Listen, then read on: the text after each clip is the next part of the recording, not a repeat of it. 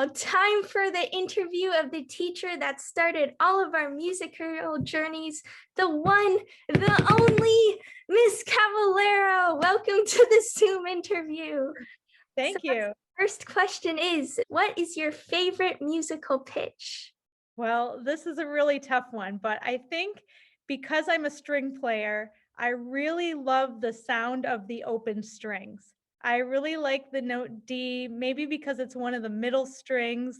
It's not too high, it's not too low. It just has a really nice vibration on the instrument. So, to answer your question, my favorite note is D.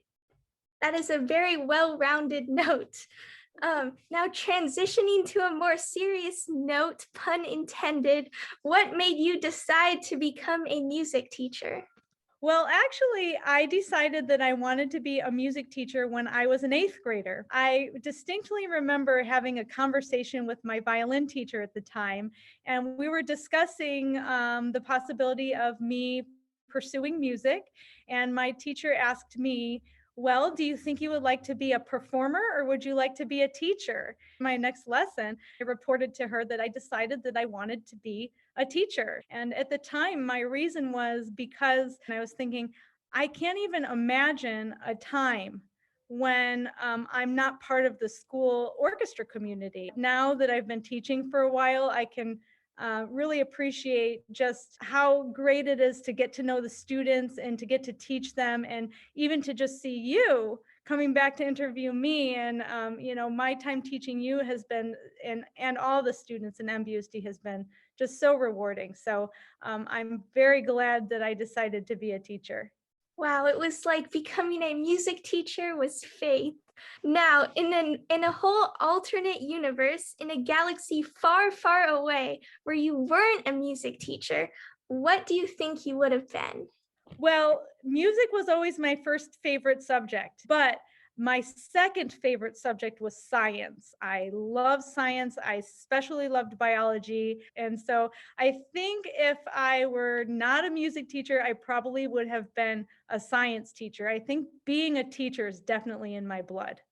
Finally, is there anything you would like to add about why orchestra is so special, or any words of advice you would like to give us?